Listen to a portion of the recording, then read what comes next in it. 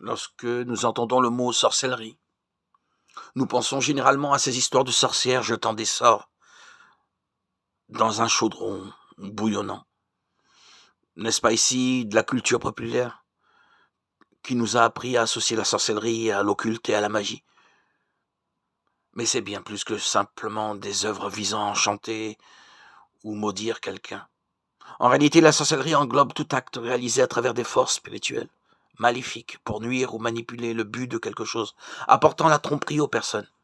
Ce n'est pas une coïncidence si la Bible, tant dans l'Ancien que dans le Nouveau Testament, condamne toutes sortes de sorcellerie, précisant que tout ce qui est associé ne vient pas de Dieu, mais de Satan et de ses démons. Et c'est si sérieux que Jésus a émis un avertissement très clair sur ce qu'il fera à ceux qui pratiquent la sorcellerie lors de son retour dans le chapitre 20 et 1 de l'Apocalypse.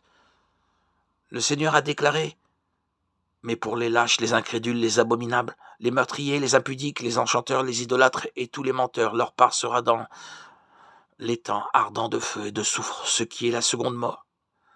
Regardez ceci, frères et sœurs, aussi puissante que soit la force destructrice de la sorcellerie. Son aptitude à s'infiltrer dans n'importe quel domaine de la vie des gens et des institutions sans que personne ne s'en rende compte est tout aussi redoutable. Elle peut se déguiser en bon esprit et commencer à vivre parmi nous sans nous déranger. Bien sûr, les églises sont également des cibles de cette action maléfique, car c'est là que se rassemblent les enfants de Dieu.